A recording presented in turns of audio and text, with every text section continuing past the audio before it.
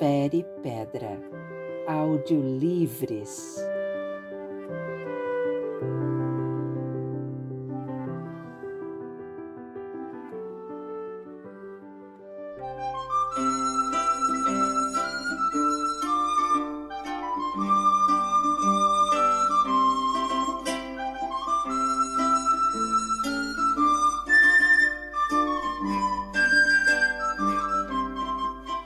Anarquistas, graças a Deus.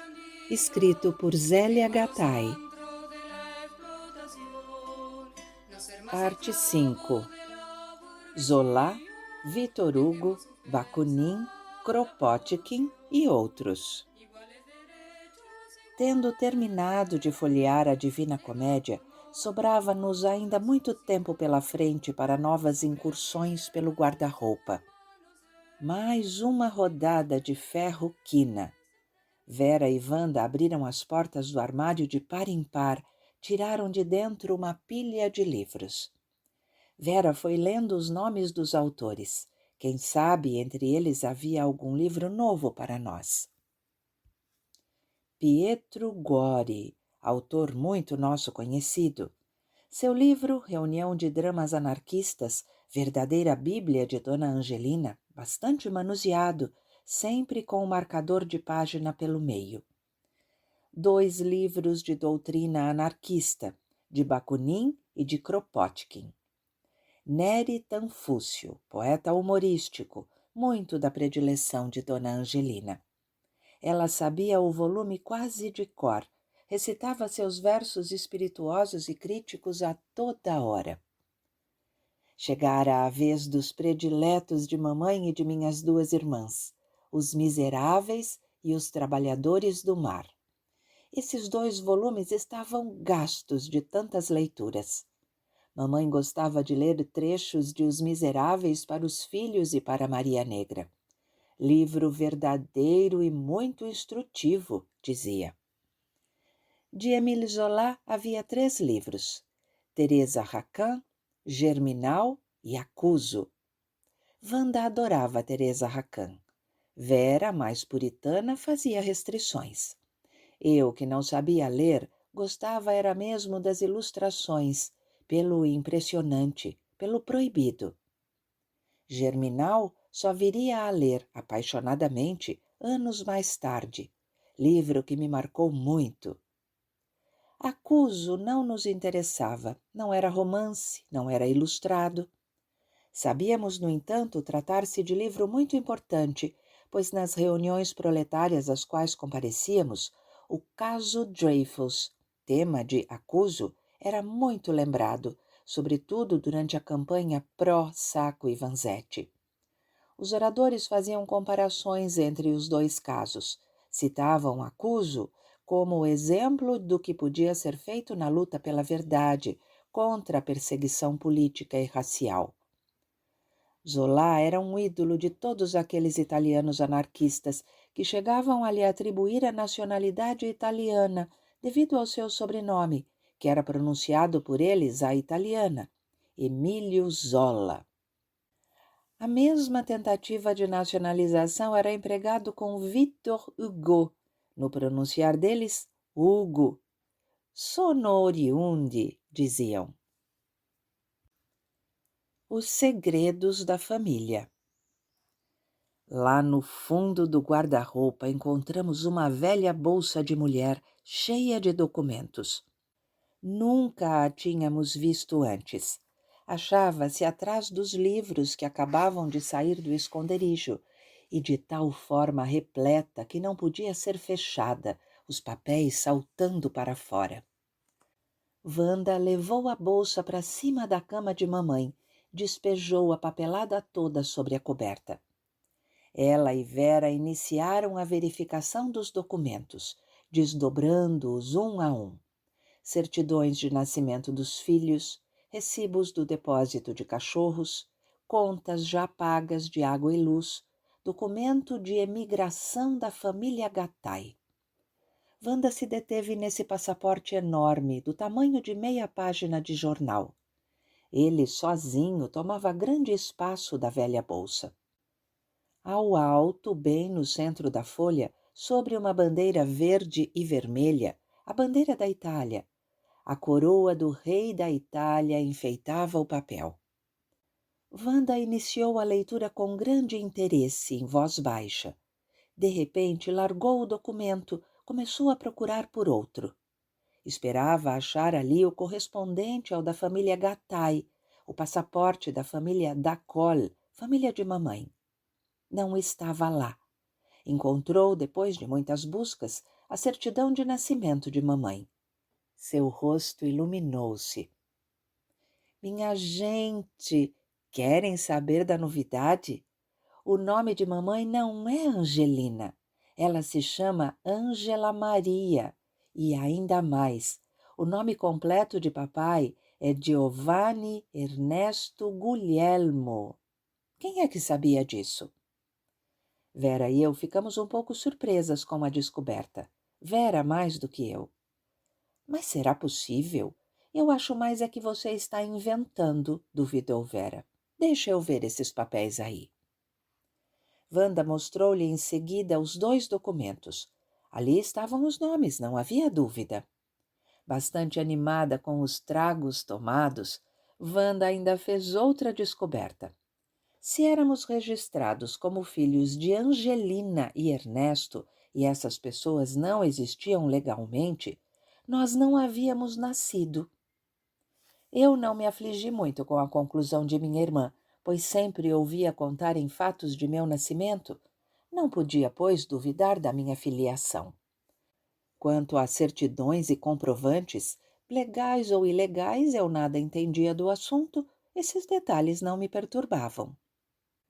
Bebemos outra rodada, a terceira proposta por Wanda, do delicioso fortificante para comemorar a nossa existência. À proporção que o frasco era esvaziado, nossa animação aumentava. O passaporte de emigração da família Gattai, aberto sobre a cama, era agora lido em voz alta. A família, composta de marido, mulher e 5 filhos, estava autorizada a viajar no navio Città di Roma, que partiria de Gênova com destino a Santos, Brasil, no dia 20 de fevereiro de 1890. Vera e eu quisemos saber que idade papai tinha naquela época. Wanda começou pelo primeiro da lista. Guerrando, 9 anos. Riria, 7 anos.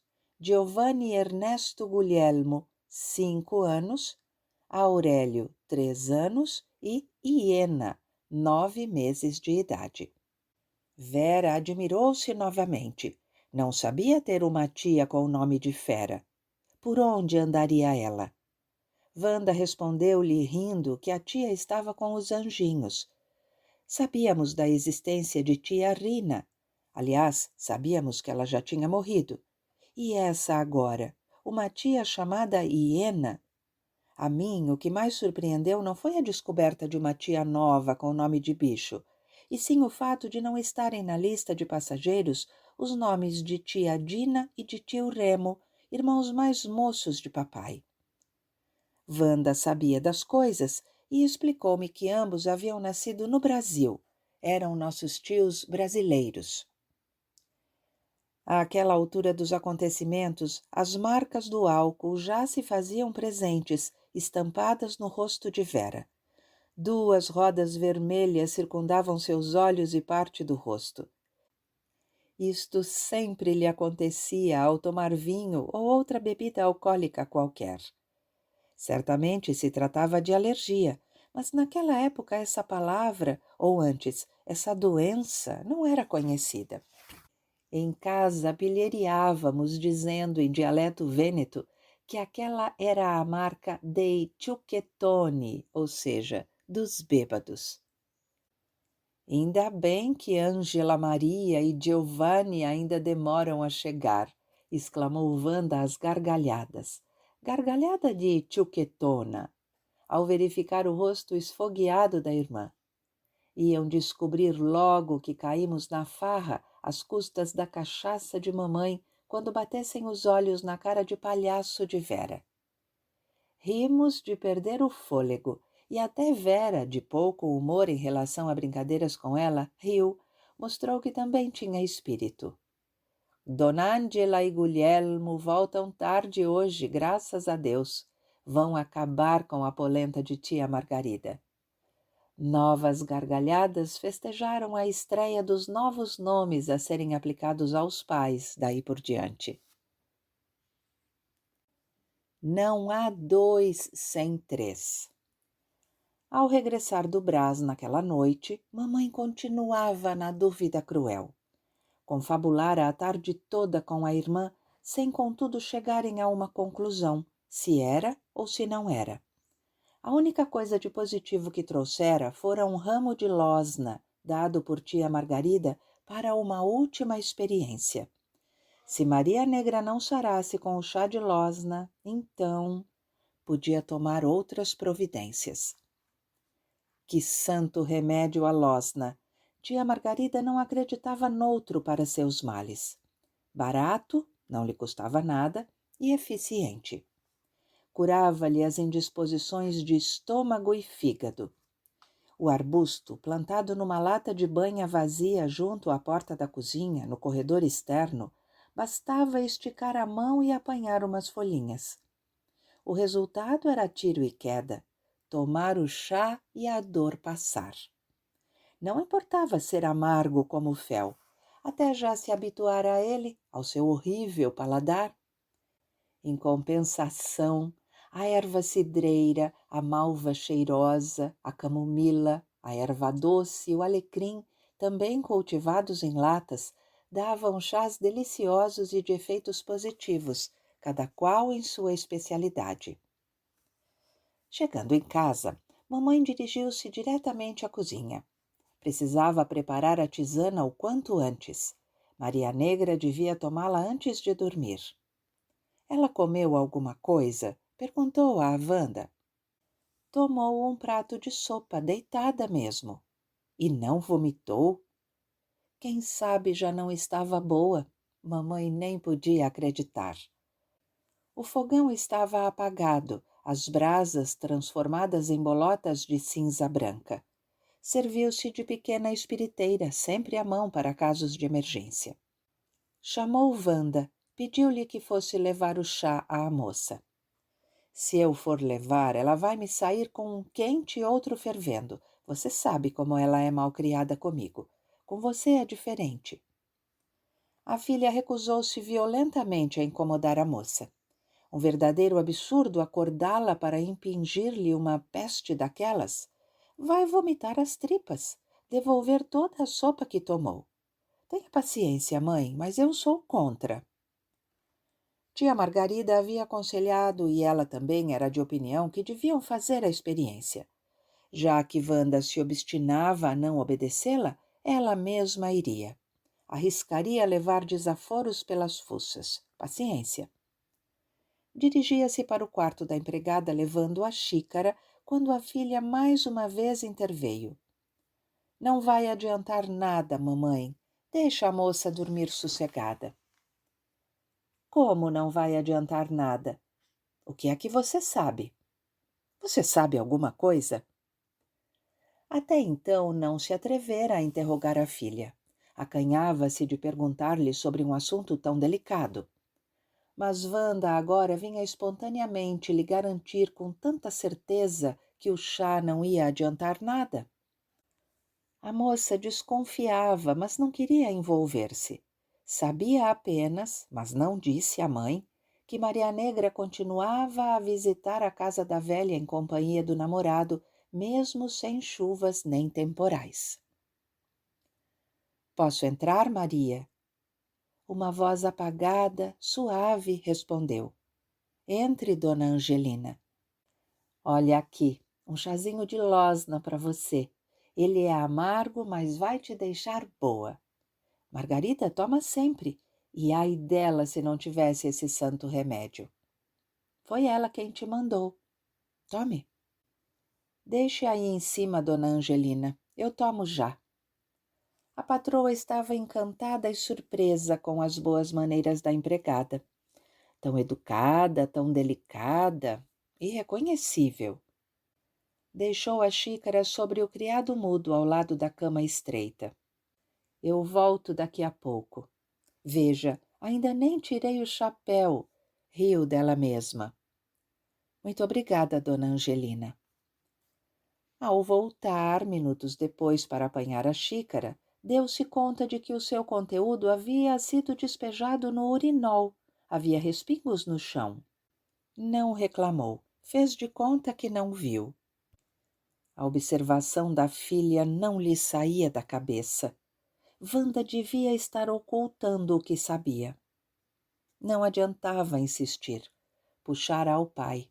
Não falaria, teimosa como ela só. O melhor a fazer era apertar a enferma de vez, e isso seria feito pela manhã. Margarida lhe alertara que havia um prazo curto para reclamar e dar parte à polícia, caso o malfeitor se recusasse a assumir a responsabilidade do erro. Ou casava ou ia para a cadeia.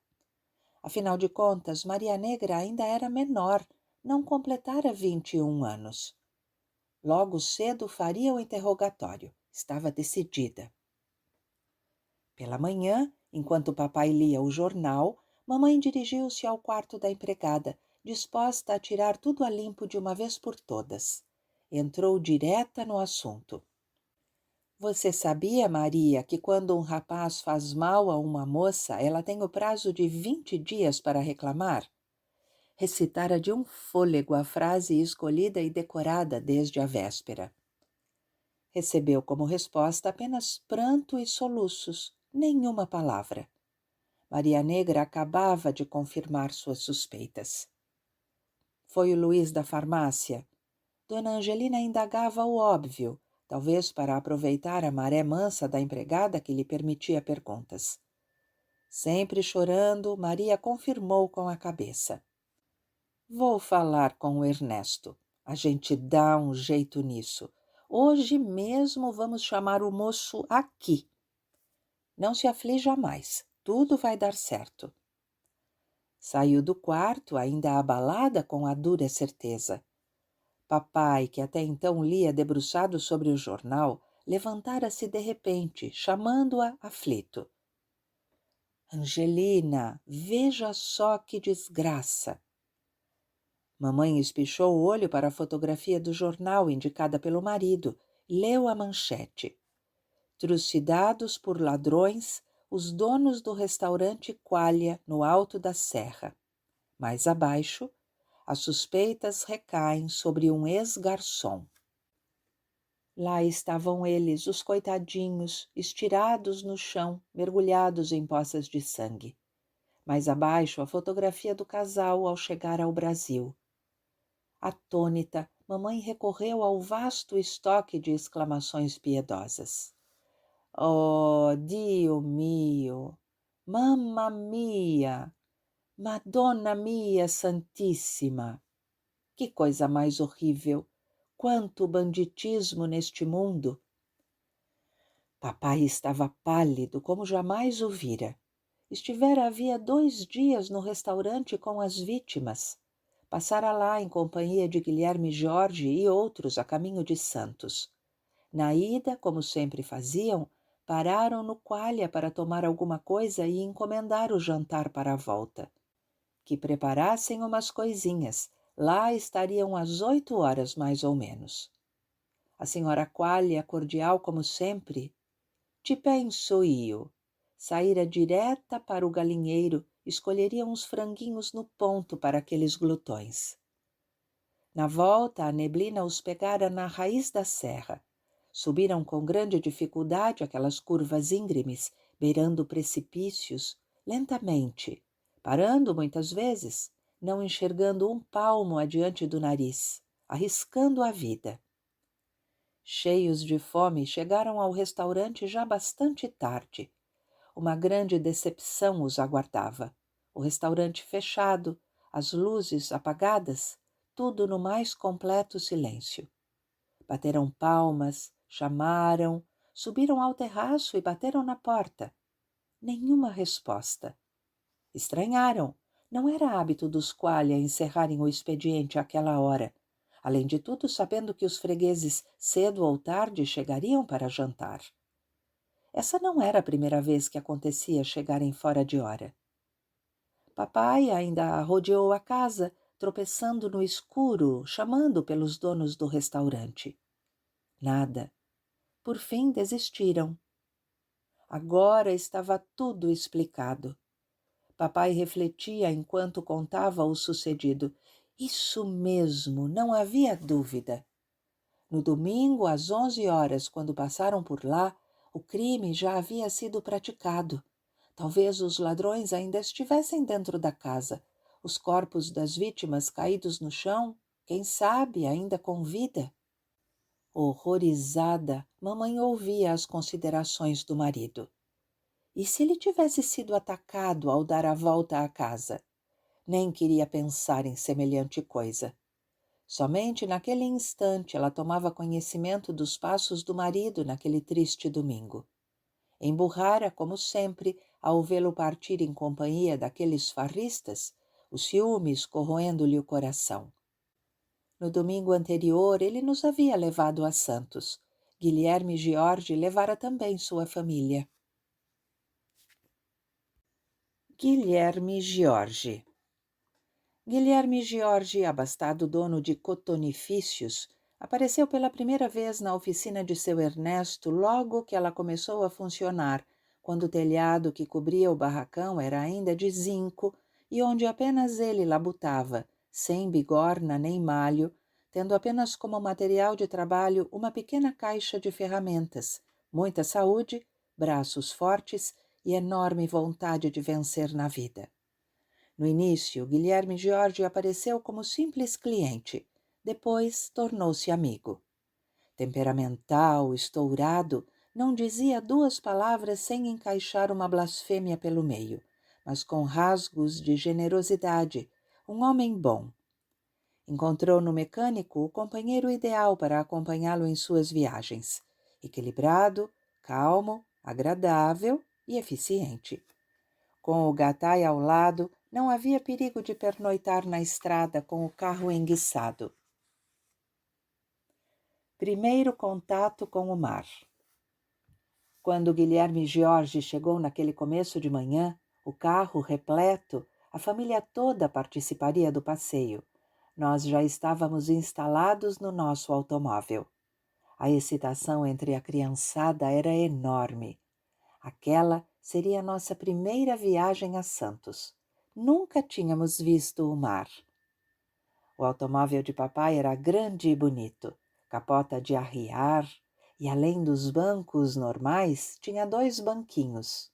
Ai, os banquinhos, duros e desconfortáveis, destinados aos menores. Havia lugar para todo mundo e ainda sobrava espaço para a quantidade enorme de cobertores e travesseiros que Dona Angelina levava aos passeios domingueiros. Sempre esfriava na volta e, com a mania de velocidade de papai, o vento enregelava a gente. Mamãe era precavida. Ao chegarmos no alto da serra, paramos no restaurante Qualha, demora obrigatória para os preparativos. E enquanto os adultos lá dentro se regalavam com os petiscos preparados na hora, acompanhados de vinho, corri em companhia de Adelina e Alfredo, os filhos mais novos dos George, para os balanços. Adelina, pouco mais nova que eu, era menina bonita, sempre bem vestida.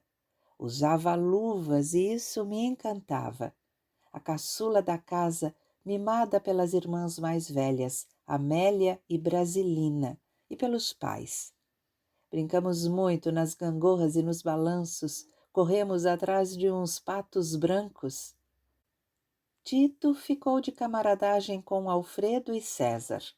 Júlio, Rogério e as moças preferiram a companhia dos mais velhos. Antes de continuarmos a viagem, foi encomendado o jantar para a volta. Almoçaríamos na casa de sobrinho dos George, em Santos. Logo depois do restaurante Qualha, começava a descida da serra. A mata densa, de um misterioso verde escuro, chegava às vezes ao preto. De vez em quando, uma cachoeira iluminava a paisagem, alegrando a vista. Tudo era novo para mim.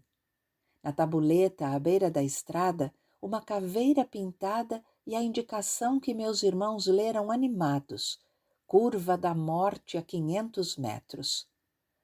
Passamos por muitas outras curvas perigosas antes de chegar à raiz da serra. Começava agora o Cubatão, outra paisagem inédita para mim. Quilômetros e quilômetros de bananeiras plantadas em terreno úmido acompanhavam a estrada até chegar a Santos. Admirou-me o tamanho dos cachos de bananas, imensos, quase encostando no chão, sustentados por minúsculas bananeiras nanicas. Entramos em Santos pela praia do Gonzaga, cheia de hotéis. Depois vieram as de José Menino, Ilha Porchá, São Vicente, papai apresentando-as aos filhos, contente com as reações de admiração das crianças. Na praia do Gonzaga, mudamos a roupa num hotel, e enquanto os pais ficaram bebericando no bar do terraço, na calçada, corremos para as ondas. Estranho ouvir o marulhar das águas. Em casa havia um caramujo enfeitando a cômoda do quarto de mamãe. Encostando-o ao ouvido, escutava-se uma espécie de eco que diziam ser o barulho do mar. Atordoada com o vai e vem das ondas quebrando na areia, a água a correr rápida, tive de sentar-me para não cair. A cabeça girando, girando. Sol ainda alto, papai aconselhou que regressássemos. Traiçoeira, a neblina na serra não tinha hora para baixar, e no escuro à noite as coisas se complicavam. A falta de visibilidade não era brincadeira. Com muita pena, iniciamos a volta. Chegamos com dia claro ao restaurante Qualia. Prossegui nos folguedos da manhã. Brinquei até o escurecer. Enquanto esperávamos que o jantar fosse servido, pediram que eu recitasse. Meu repertório era grande. Wanda ensinava-me poesias em português e em italiano, preparando-me para qualquer emergência. Conhecida e famosa entre os amigos de papai pelas minhas qualidades declamatórias e pela boa memória que possuía, frequentemente ganhava umas moedas como recompensa após os recitativos. Dividia os lucros com Wanda, minha sócia, mas às vezes ela me embrulhava, ficando com o dinheiro todo. Naquele dia eu estava de repertório novo. Minha irmã me fizera decorar na véspera, a toque de caixa, ao saber de nossa viagem e de um possível recital, uma poesia italiana muito triste. Era a história de uma menina cuja mãe morrera, mas ela continuava a esperá-la todos os dias, sentadinha na soleira da porta de sua casa. A poesia começava assim: Fanciulla, cosa fai su in quella porta? Chi guardi così lontano per quella via? Colocaram-me de pé sobre uma cadeira. Chamaram a senhora Qualia, que largou seus afazeres para assistir a menina recitar a poesia italiana. Mamãe, ao meu lado, serviria de ponto caso eu engasgasse. Apreensiva, nervosa, ela explicava, quase pedindo desculpas aos presentes, que a menina aprendera a poesia na véspera. Ao terminar meu recitativo, colocando pranto na voz, tornano i fiorellini ai vasi miei, tornano le stelle e tornerà anche lei. Reparei que mamãe se emocionara, esforçava-se por não chorar.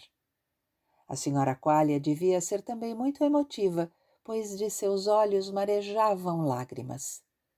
Beijou-me e, antes de partirmos, deu-me chocolates e uma linda maçã perfumada.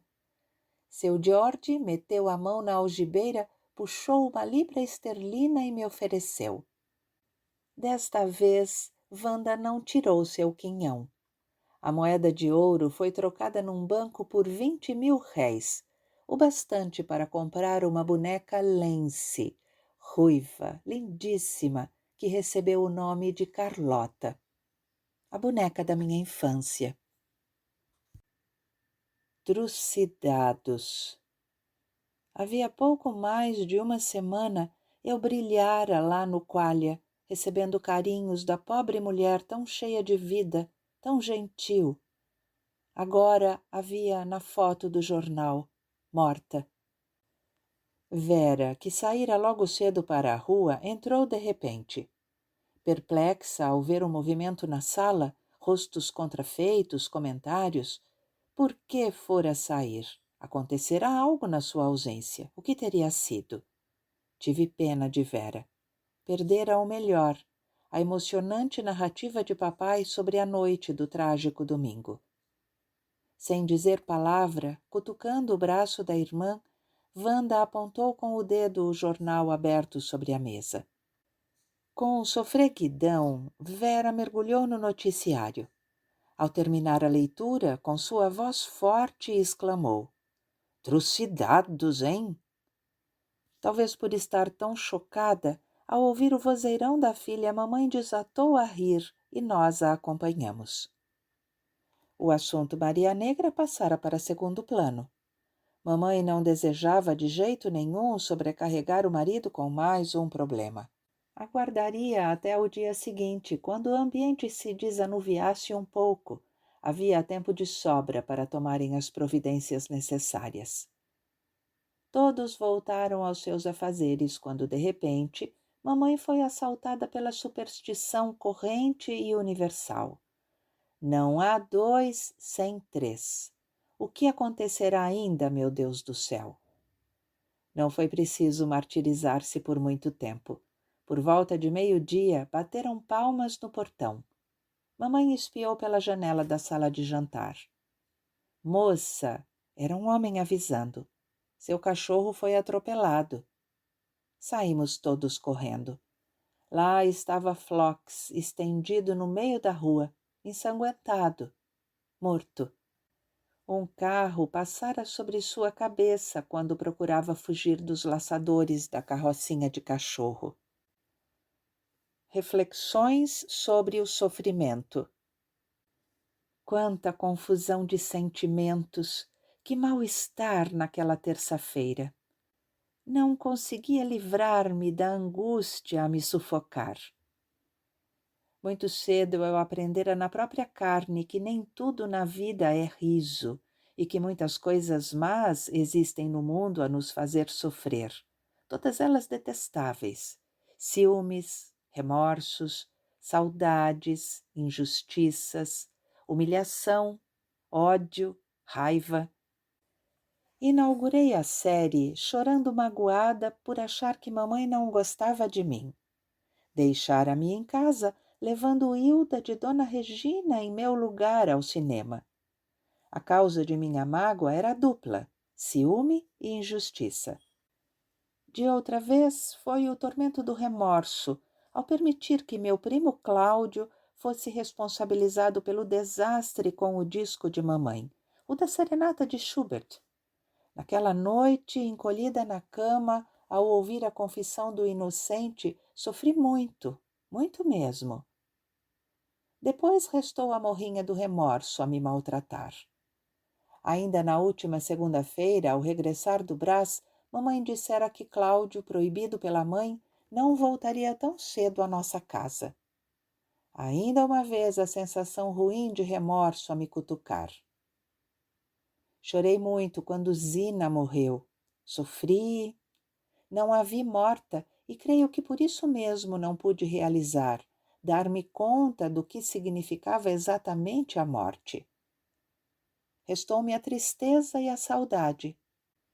O desaparecimento trágico dos Qualia havia pouco causara-me grande choque.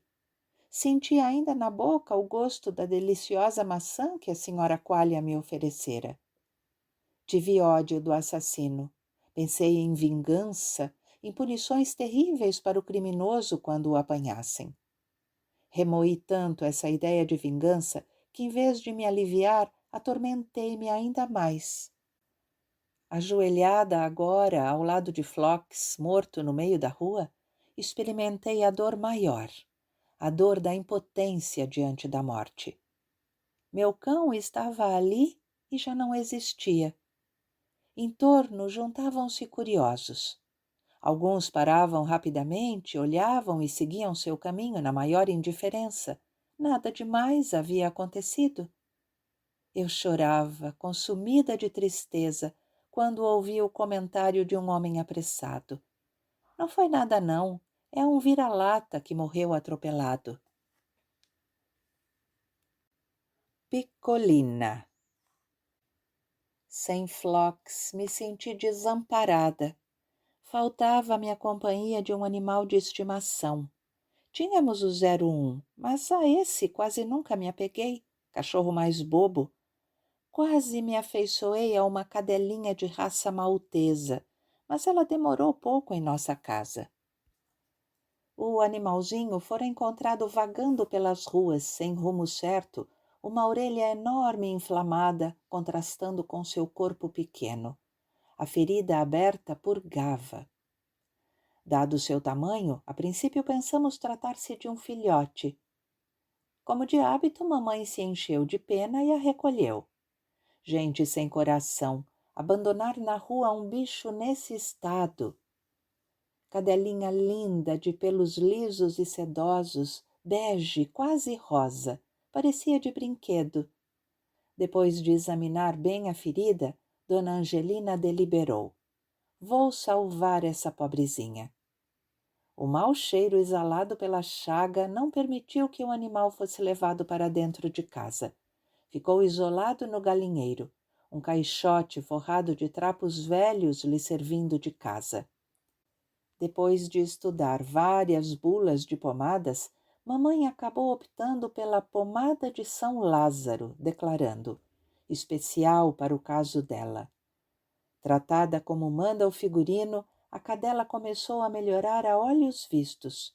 Com uma semana de curativos diários, o mau cheiro sumiu, a ferida cicatrizava. Entusiasmada com o resultado de seus esforços, grata ao milagroso medicamento, Dona Angelina resolveu mandar uma carta de agradecimento ao laboratório que produzia a pomada. Quem vai escrever esta carta para mim? Dirigia-se às duas filhas mais velhas. Ah, eu é que não vou, recusou-se Vera. Escrever para um laboratório para gente que nem conheço? A senhora nem sabe o nome do homem de lá, sabe? E para dizer como? Senhor laboratório? Eu não. Só de pensar numa coisa dessas, morro de vergonha. Desistindo de Vera, mamãe se voltou para o lado da outra filha, mas não precisou dizer nada. Wanda se adiantou. Olhe, mãe, a senhora não acha que é perder tempo à toa? Sem saber para quem dirigir a carta, o que é que vai pôr no envelope? Não, tenho muito o que fazer. Pois então, já que não posso contar com minhas próprias filhas, frisou bem a palavra próprias, eu mesma vou escrever e vou receber resposta. Vocês vão ver, suas mal-mandadas. Sentada junto à mesa, papel, caneta e tinteiro em frente, a lápis seria mais fácil, mas não ficava bem. Iniciou a difícil tarefa. Ilustríssimo Senhor, vocês acham que eu devo usar o ilustríssimo ou é demais? Consultou Vera e Wanda, que se divertiam ao ver o embaraço da mãe. Bem, eu acho que vou cortar o ilustríssimo e vou pôr Excelentíssimo Senhor. O que é que vocês acham? Pediu opinião humildemente. É assim que está escrito nos envelopes de reclames que mandam para o Ernesto. Andei vendo. Que reclames são esses, mãe? Riu Wanda, esboçando um ar de dúvida. Ora, irritou-se Dona Angelina, da Dunlop, da Pirelli, do Alto Asbestos, da Texaco, do Mestre e Blagé. Chega ou quer mais? Não desistindo de sua intenção, Dona Angelina voltava à carga diariamente, agora sem buscar ajuda, pois riam de sua obstinação. Empreitada difícil escrever uma carta sozinha, mas chegaria lá. Desistiu do ilustríssimo e do excelentíssimo senhor. Resolveu começar simplesmente por senhores. Senhores donos do laboratório que faz a pomada de São Lázaro. Encontrei penando na rua uma cadelinha com uma orelha purgando de fazer dó. Levou uma semana inteira para chegar a esse começo de conversa e inutilizou não sei quantas páginas de um caderno escolar. O estado de Picolina, mamãe lhe dera esse nome e ela abanava o rabo ao ouvi-lo, até parecia que sempre se chamara assim. O estado de Picolina melhorava e ela já fora levada para dentro de casa. A gratidão da bondosa enfermeira aos donos da São Lázaro já não tinha tamanho. Preciso acabar de escrever esta carta, repetia, escondendo o borrão já bastante adiantado para que as meninas não o lessem. Para ela era um ponto de honra terminar aquela carta, dando seu testemunho sincero e grato. Mas, um belo dia pela manhã, para desgosto e frustração de mamãe, Picolina fora encontrada morta em seu caixote, a orelha praticamente curada. Morrera de velhice. Ministro. Agora só me restava Ministro. Ministro era o nome de meu gato. Aliás, ele não era propriamente meu gato, e sim o gato da família. Não sei quem o batizou, mas quem o fez não acertou na escolha do nome, pois Ministro não tinha ar importante, muito pelo contrário. Seu nome podia ter sido Praxedes, Pafúncio, Belezoca ou Meu Bem. Nenhuma diferença teria feito, pois ele jamais atendeu pelo nome. Aliás, não atendia a ninguém. O único som a atraí-lo era o do facão de cortar carne sobre a tábua na cozinha. Ia-se chegando mansamente e aguardava, sem pedir, sem miar. Talvez lhe sobrasse daquele movimento uma boa pelanca ou até, quem sabe, um pedaço de carne. Mas mesmo que não sobrasse nada, ele não reclamava. Virava as costas, dava-o fora mansamente, do mesmo jeito que havia chegado.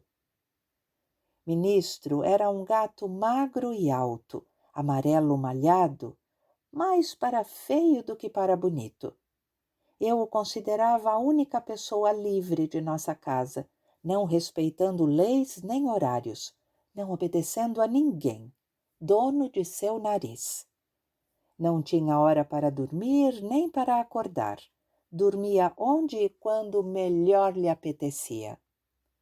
De noite, de preferência nas noites de lua cheia, vagava pelos telhados a mariscar.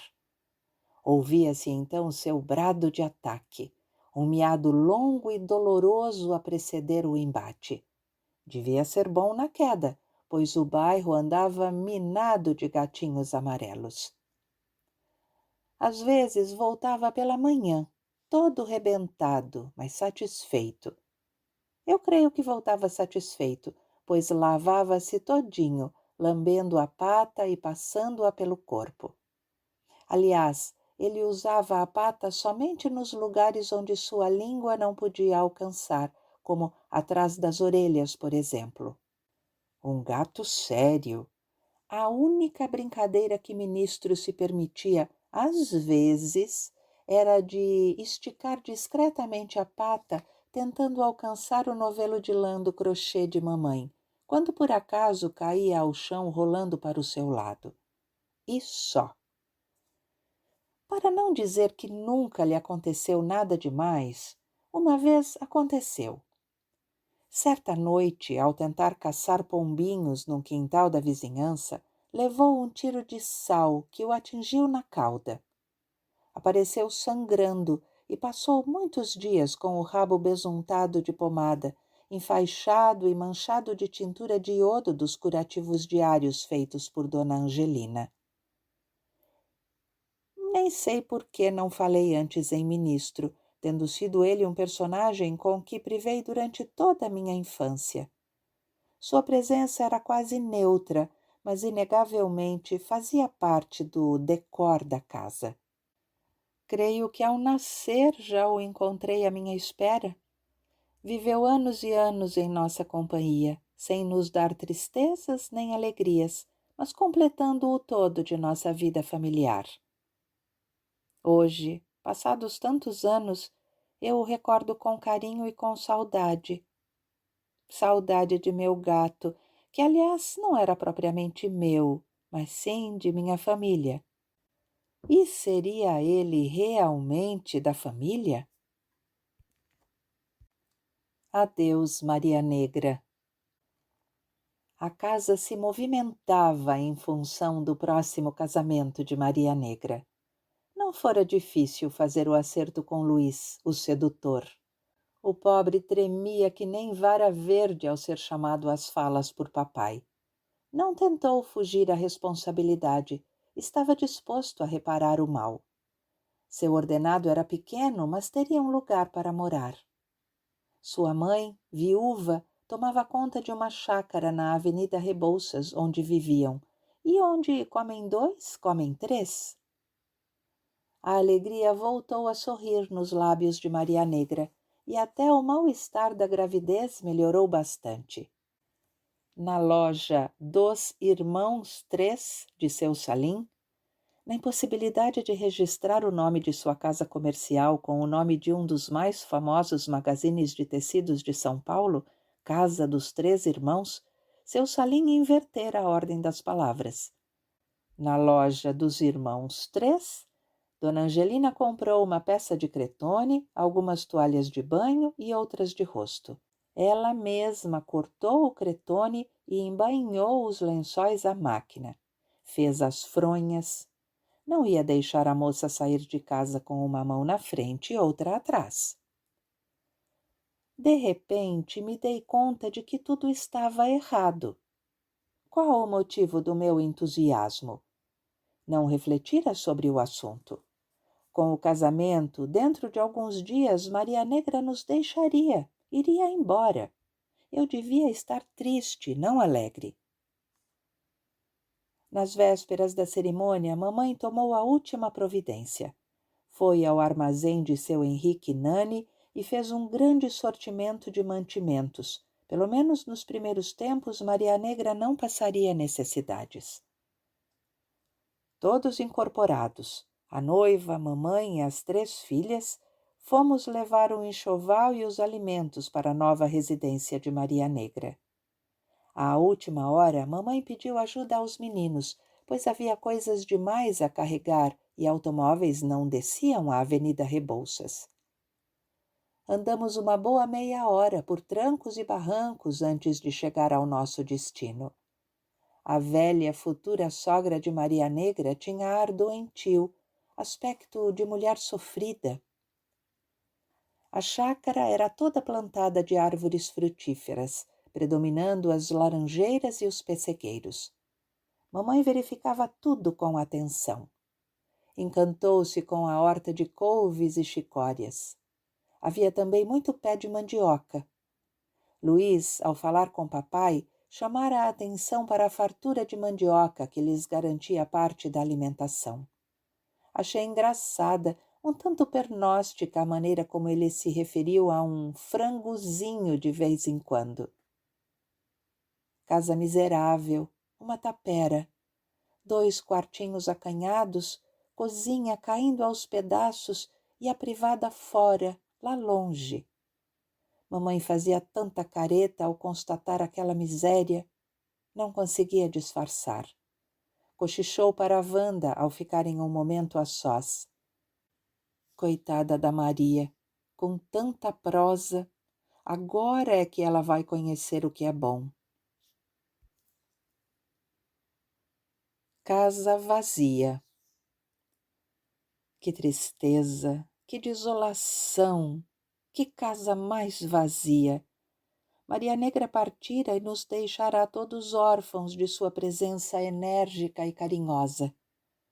Ficou decidido que ela não seria substituída por outra empregada. As meninas já estavam crescidas e podiam muito bem dar conta do recado. As tarefas foram distribuídas. Mamãe continuaria a cuidar das roupas, e já era muito, e do jardim. Wanda seria efetivada como mestre Cuca, tendo Vera de ajudante.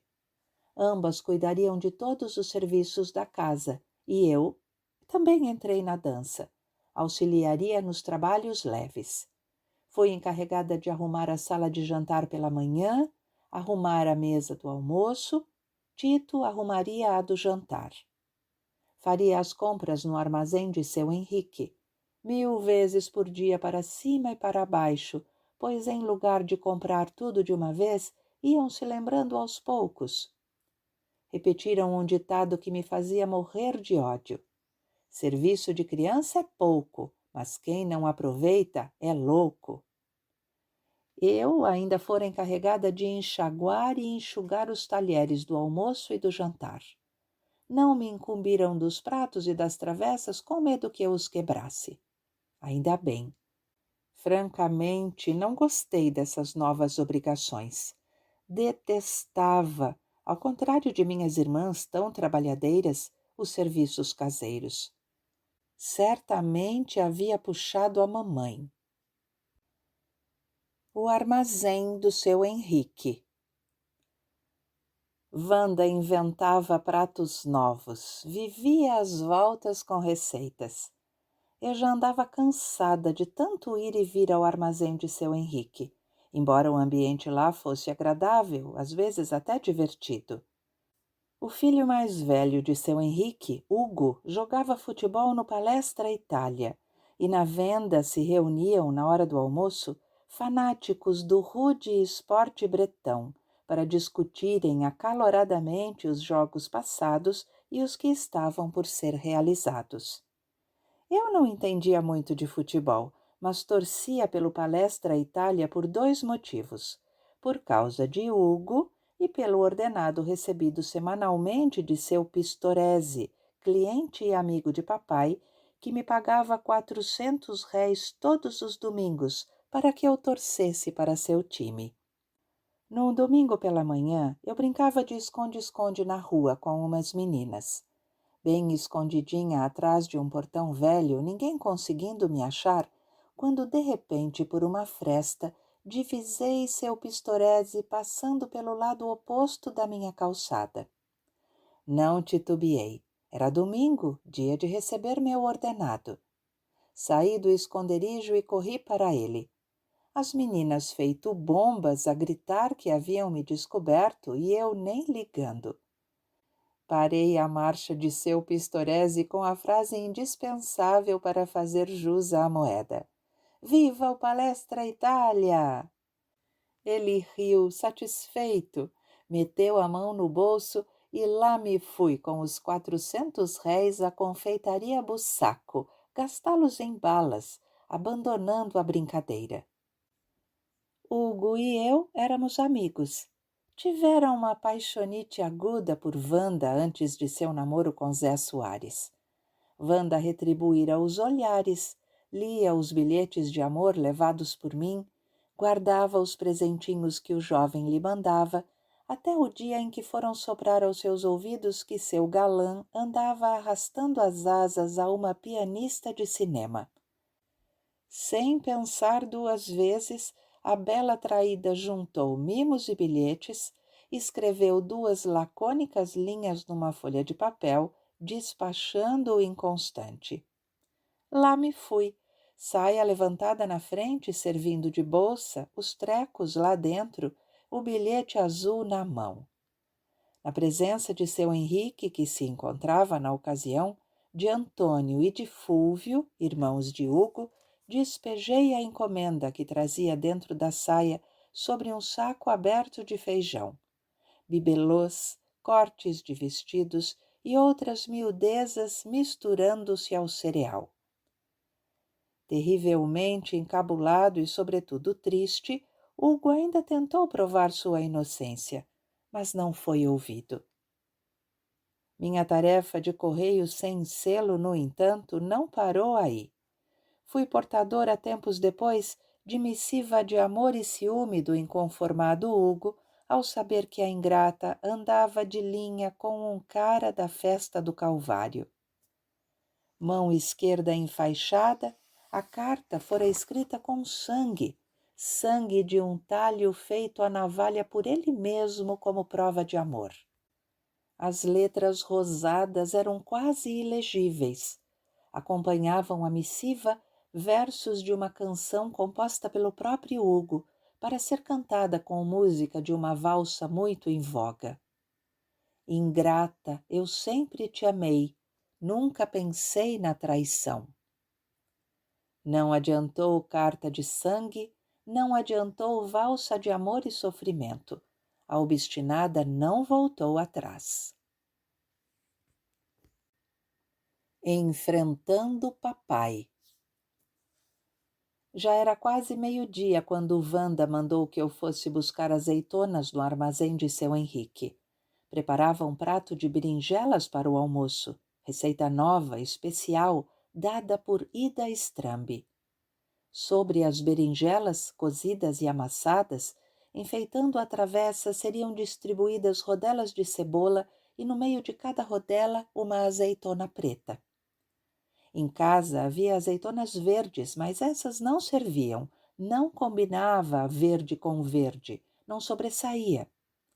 Wanda era exigente. A aparência vale muito na apresentação de um prato. Ao chegar ao armazém, encontrei o ambiente em plena ebulição. Vários fanáticos empenhados numa discussão sobre futebol.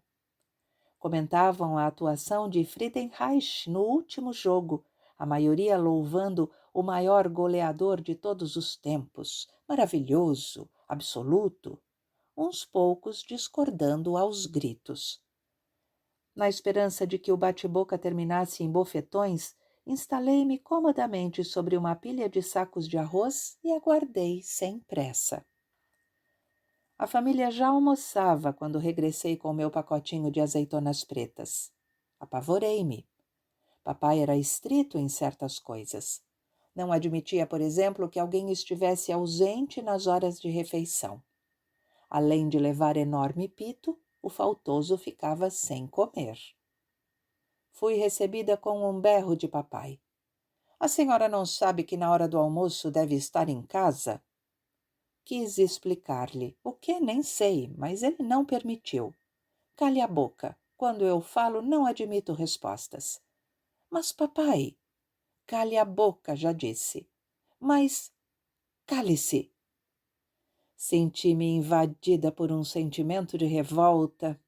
Veio-me à cabeça uma frase anarquista que ele gostava muito de recitar. Não vacilei.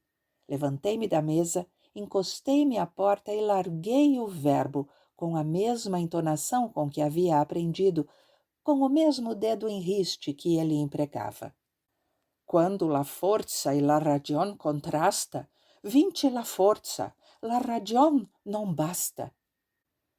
E escapuli-me pela casa adentro. Preparada para receber a primeira surra de meu pai, fiquei esperando-la no quarto de mamãe. Eu abusara desta vez, excedera-me enfrentando-o. Quem teria a coragem de afrontá-lo daquela maneira? Nem mesmo mamãe. Não demorou muito, apareceu Vera, ainda assombrada com o que acontecia. Papai mandou chamar você para ir almoçar. Disse que a comida está esfriando. A princípio não acreditei no recado. Não estaria a Vera me preparando uma armadilha? Papai não estava furioso? Não dissera nada? Armadilha coisa nenhuma. Papai está todo sem graça, entupido. Não reclamou, ficou mais sem jeito com a tua resposta. Puxa, nunca pensei. Que atrevida! Mamãe volta ao assunto. Demorou um pouco, mas aconteceu. Somente depois de tudo passado, mamãe se lembrou de reclamar o fortificante desaparecido. Não entendia como haviam conseguido abrir a porta do guarda-vestidos. Wanda resolveu confessar o crime, mentindo que encontrara a porta do móvel aberta por esquecimento de mamãe. Assim, ficaria garantido que ela não mudaria o esconderijo da chave. Teríamos novas oportunidades.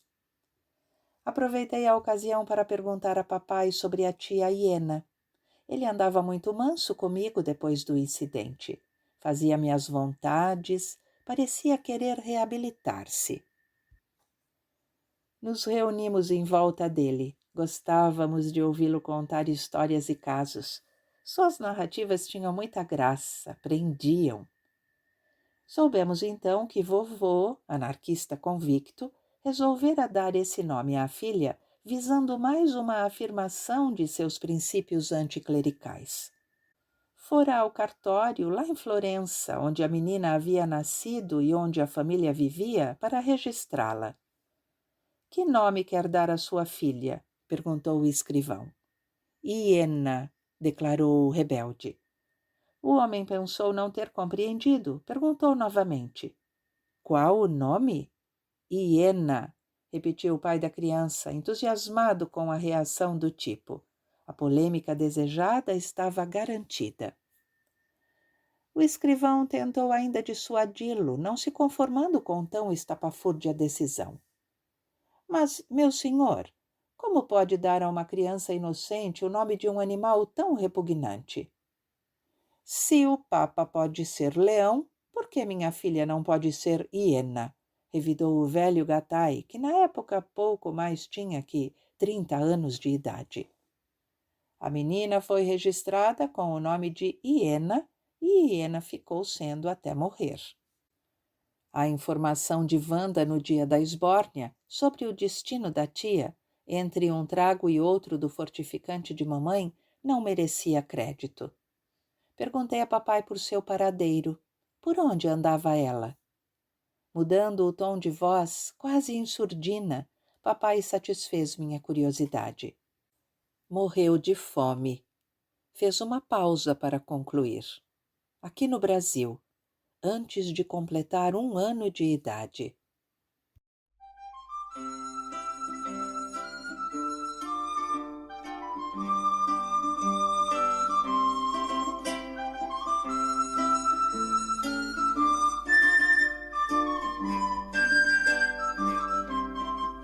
Salud proletario, llegó el gran día, dejemos los antros de la explotación, no ser más esclavos de la burguesía, dejemos suspensa la producción, iguales derechos, iguales deberes, tenga por norma la sociedad, y sobre la tierra los humanos seres vivan felices en fraternidad.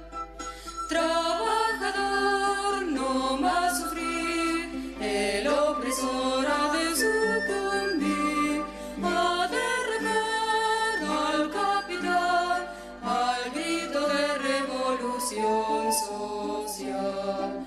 Hacia el fin triunfará, bello jardín la tierra será, todo lo vil la eliminar, pueblo viril, luchar, luchar. La supremacía de dioses y leyes, no más de tirano la vil opresión, y vaya frontera, gobiernos y leyes, derrúmbense al paso de la rebelión. Formemos un mundo de paz y armonía, do libre impere en artes y amor, viviendo la libre anarquía, natura brinda en su rica labor. Trabajador, no más sufrir, el opresor ha de sucumbir, ha de arrancar al capital, al grito de revolución social. Hacia el fin triunfará, bello jardín la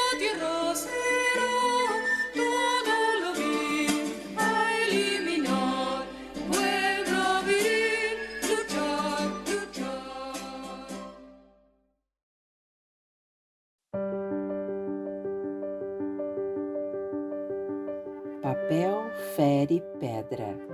Audiolivres.